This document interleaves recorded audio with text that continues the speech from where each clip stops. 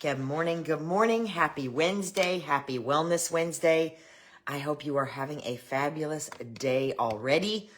Um, you get pre-run Donna again this morning. I have, with the time change, it's dark again when I get up. So I've been adjusting my morning run times. And, it's been a week already with the time change. It takes a little bit of adjusting, doesn't it?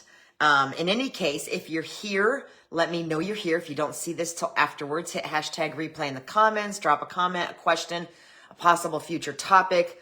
That way I know you have seen it. If you are just stumbling on my page, my name is Donna. I'm a mom, a nana, a girlfriend, jazzerciser, runner, wellness advocate. I am studying for my Master of Science in Clinical Mental Health Counseling, but I am not licensed yet. And I like to make that clear because everything that I talk about here on Wellness Wednesday is based on my personal experiences, conversations with friends, loved ones, things that are coming up quite a bit, whatever the case may be. So it is never intended to be a counseling session per se. With that said, if you've been following me for a while, last week we discussed social anxiety. I'll drop the link to that video, and I think I'll end up dropping the link to the video from the week before because it's relevant in a couple little places here. If you're new to my page, I started Wellness Wednesday because I have been on a lifelong journey with anxiety and depression, with some at times almost crippling social anxiety. And I have found that Pure Wisdom works, and that when we share tips and tricks and ideas with each other, it helps us on our own healing journeys. So feel free to comment, feel free to message me and let me know if you have a topic you'd like to see me cover. And we do try to keep it politics free because there's enough of that everywhere else. In any case, again, last week we discussed social anxiety. And what that looks like, how we know that's what we're struggling with, and some ways to try to overcome it. Social anxiety having symptoms of social anxiety doesn't necessarily mean a mental health disorder, but if it's interfering and impeding in your daily function, then it is wise to go seek help. And this week, something else was coming up recently that is definitely not a mental health disorder, but it is something that happens to us on a regular basis because of the number of decisions we have to make every day. And it's called decision fatigue, and it's just come up a couple of times. So it seemed like a great topic to do a little tiny dive into today. So the first time this came up, and I mean, it's not the first time it came up, but the first time it came up in the last 2 weeks. My son-in-law was planning my daughter's birthday, and I'm just so stinking proud of him because a lot of times we struggle. Good morning, Miss Victoria. We struggle to make plans for other people. Some people struggle. Some people are just really good at it. But I was really proud of him because he started thinking about it like 2 months ahead of time, reached out to me about taking the kids, the whole 9 yards. And when he and I were having a text conversation about her upcoming birthday, I said, I'm really proud of you. I said, with everything that she's got going on, I'm sure that she's suffering some decision fatigue. And that's just a thing. And the fact that you've planned everything out pretty much is huge. And he's like, I have it too. We can't even decide what to eat. And I was like, that's interesting.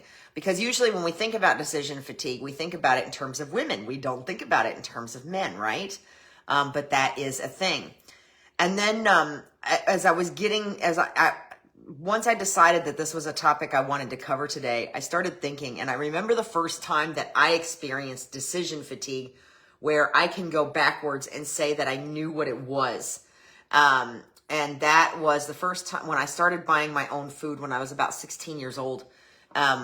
It's a long story, but I was buying my own food at 16 years old, and I was standing in the cereal aisle at the grocery store, and oh my gosh, now this was back in 1991, somewhere in that vicinity. And even then, the cereal aisle was like this wall of choices, and I was like, oh my gosh, I didn't even know where to start, right?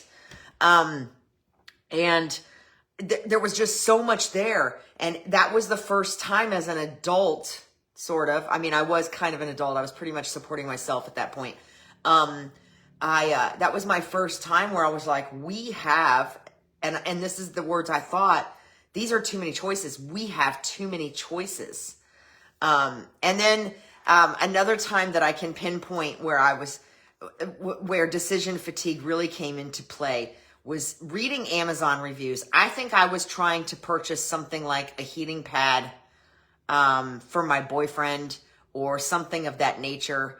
And I was like, how did we buy things before we had the internet? Because when we didn't have the internet, we walked in the store and we knew what we were looking for, and we looked at the shelf, and if we had 3 choices, we read the packages and we read the prices and we decided which one was the best based on that information. Now, it is difficult to shop for Post-it notes, y'all. I just shop for Post-it pads. I use Post-it pads like this for my to-do list for school, for NAMI, for work, for whatever. And it's a chore to shop for Post-it pads because I'm like, well, who's got the best price today? How many pages per package? It is just, and then, with Post-it pads, you're not going to dig into the reviews, the customer reviews. But with other things like this heating pad that I was shopping for, you're totally going to dig into reviews. And that's a rabbit hole you can't ever get out of sometimes. And you'll think you've got the best one picked out, and the second you start reading reviews, you're back down the shopping line. So we have a lot of choices.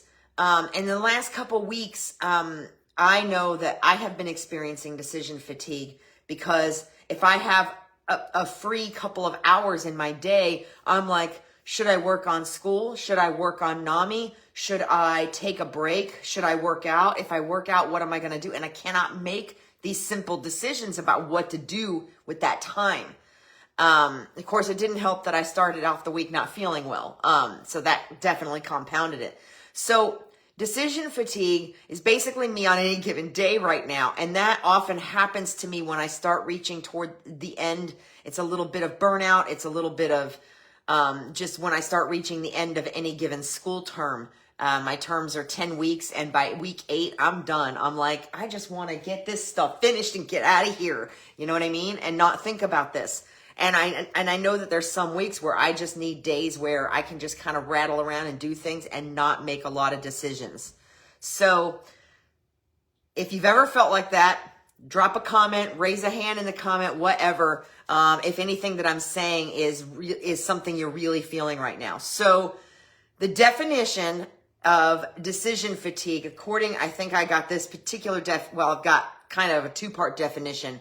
The definition, according to the National Institute of Health, of decision fatigue is the impaired ability to make decisions and control behavior as a consequence of repeated acts of decision making. That's a lot of words, y'all.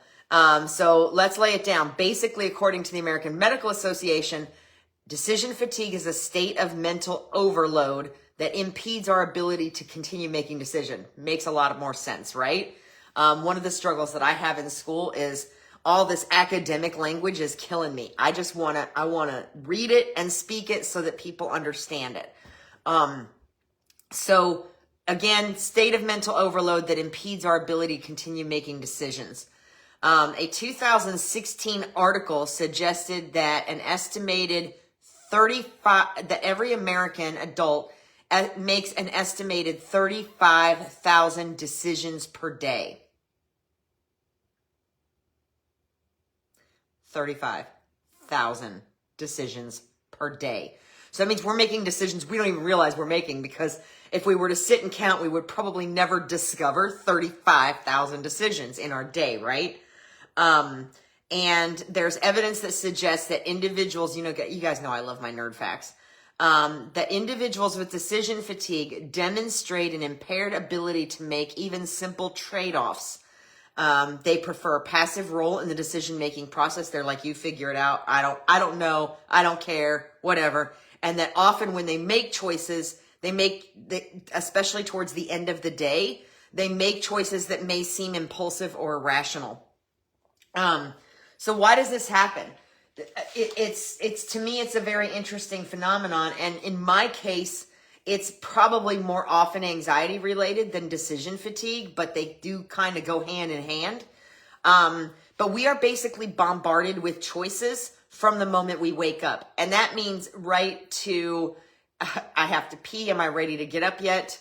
Or my alarm's going off. Am I going to shut it off and get up? Or am I going to hit snooze? And some of these decisions are not even conscious decisions. But we're bombarded with choices from the moment we wake up. And we often quickly have to make decisions very early on as soon as we're out of bed. I did a video 2 weeks ago called where I talked about running the day, how your day starts. And that helps a lot when we make those changes that I talked about. And I'll drop that link in the comments too. We make those changes that I talked about to help kind of slow down the decision-making process and give us just a little bit more control over our day before everything else wants a piece of it. Everything and everyone else wants a piece of it. So the other problem is that our decisions impact others. So we often feel a sense of responsibility, which makes certain types of decisions weigh a little bit more with us. Difficult life situations make simple things like picking flowers for a memorial that much more. It's a bed for overthinking because there's so much more meaning behind it. I like to buy gifts that have meaning. I find often anymore that I struggle to even get someone a gift for a birthday or Christmas, because by the time I get done overthinking it and actually get started to make the purchase, look it up, whatever, I'm exhausted. I just can't ever seem to get that far. It turns into massive procrastination. So especially if we tend to have, if we're the type of person that has perfectionist tendencies or anxiety, like I mentioned with me, this can have a lot to do with why this decision fatigue happens. And it's because we're putting so much energy into even the simplest of decisions. So what does it look like? It looks like procrastination. It looks like decision avoidance. Like I said, you do it. I can't make a decision right now. You figure it out. I don't know what I want to eat. Let's go where you want. Anything simple like that. Decision avoidance, which goes hand in hand with procrastination, because if you've got to look at something, if you've got to I have to compare my dental discount plan with what the dentist currently offers before I renew it. I still haven't done it. It's been on my list for a week, y'all, because I'm just like, I don't know if I want to make the time. I don't know if I have the cognitive ability. So it becomes procrastination. It becomes decision avoidance. This can also look like impulsivity, because then when we do make decisions, we're so exhausted that we're just making whichever one seems the easiest at the time, the path of least resistance, instead of taking a few extra minutes to make the best choice. We're grabbing the easiest thing, the convenient thing, whatever. This is what happens with our food. We end up in the drive-through line because we can't make a decision about a meal. Exhaustion. It looks like exhaustion and brain fog sometimes. Trouble finishing sentences. Ask my boyfriend how many times I've trailed off and been like, what was I talking about? Irritability, overwhelm, regret, or dissatisfaction with a decision you just made or recently made. And sometimes this even manifests in physical symptoms like upset stomachs, headaches, etc. So psychology today boils it down to cognitive overload. So if you think about the photo in my teaser graphic for today's video, if you saw it, it was a power hub plugged into a wall and then full of extension cords plugged into us. And that's essentially what our brains look like every single day. We are on overload. And on top of that, because we have all this extra stuff coming in, notifications from our phones, emails, texts, 15,000 different ways for people to reach us instead of just the phone. Because of all these things, it just kind of compounds that cognitive overload. And we get into what can be known as, and psychology today called it, analysis paralysis. It rhymes. We're on Dr. Seuss today. Analysis paralysis, which is basically overthinking and delayed choices. Probably like what I was talking about with the Amazon thing. Or we make snap decisions and we opt for the easiest but not necessarily the best choice. or avoidance, which is postponing the decisions altogether and sticking with the status quo. So we kind of already touched on that. So that's a lot, but how do we manage it? I mean, once we know that's what's going on, and I don't know that I really knew I was experiencing decision fatigue.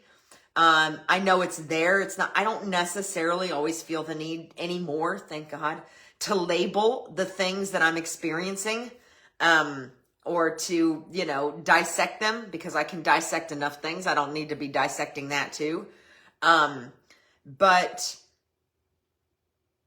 I realized as I was preparing this that that's definitely something I've been experiencing. It's definitely something I experience as I'm winding into the last couple weeks of my term, or when there's a lot going on.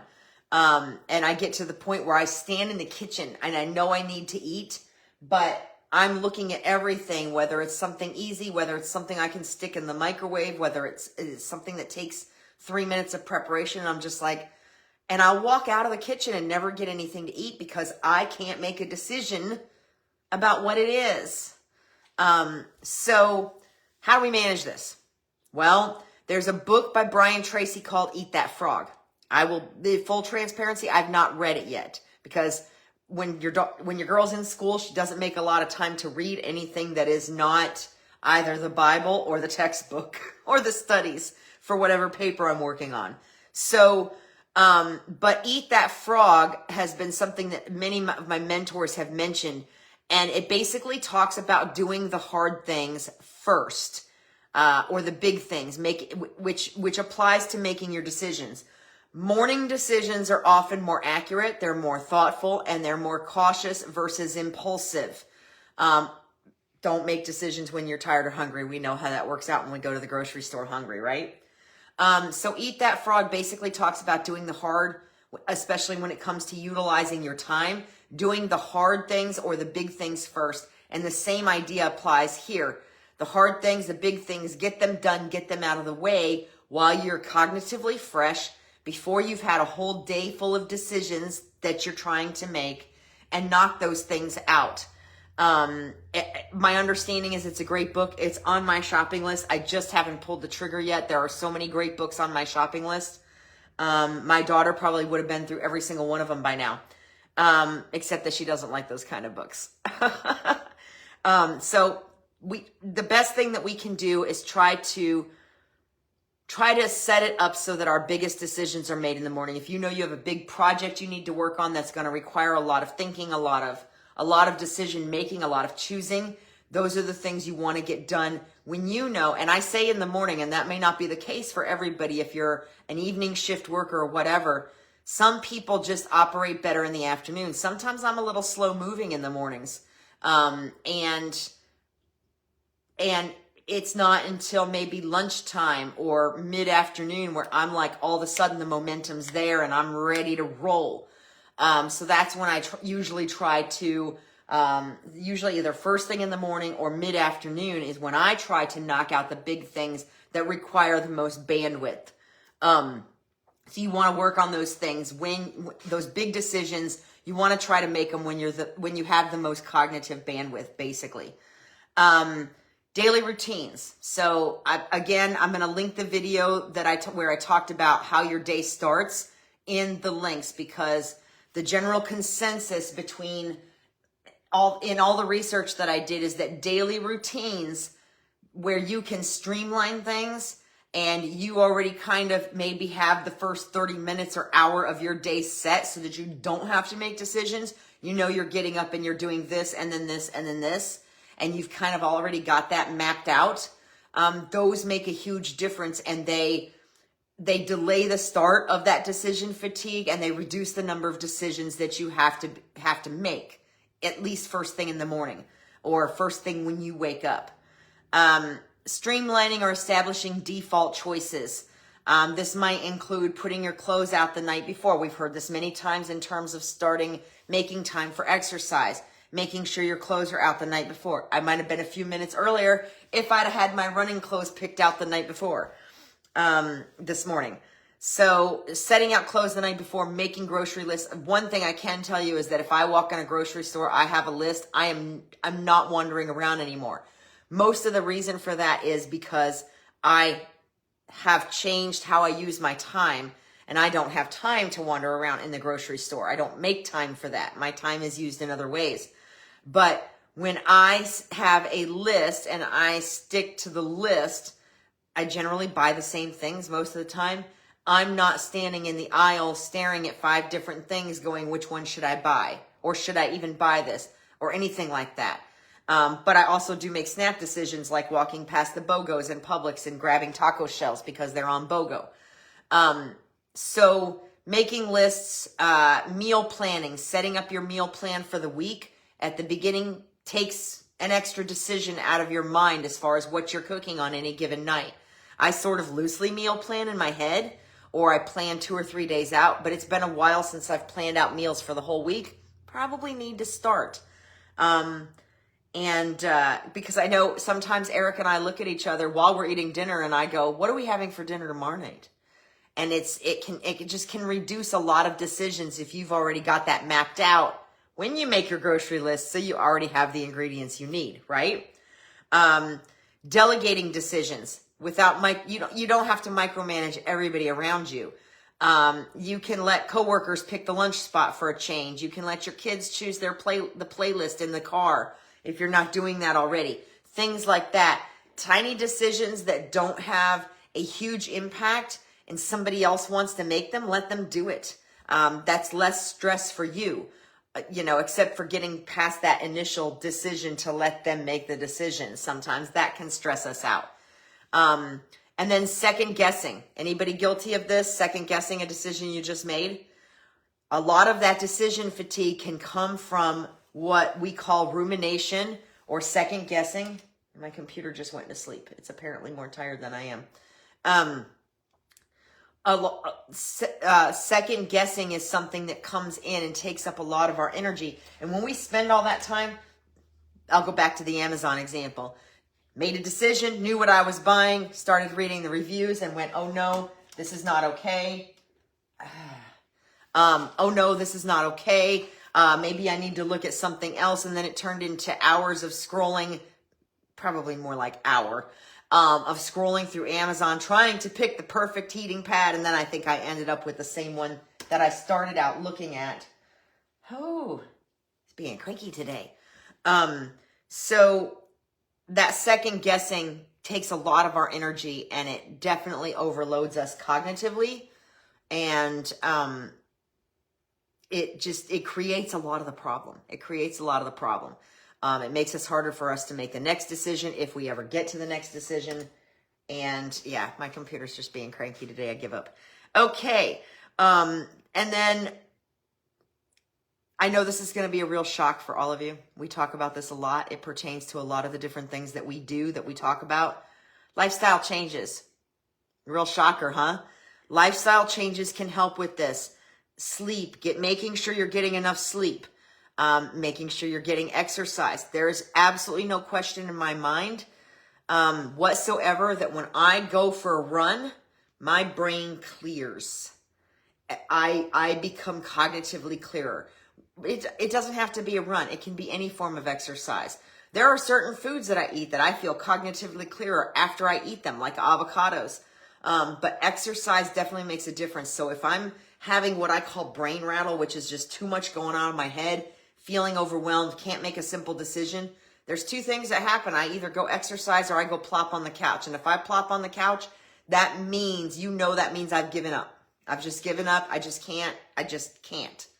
At least that's what I'm telling myself. If I go for a run or I get a workout in or whatever, a lot of times that clears my brain and helps me to move forward in the decision-making process, whatever that looks like.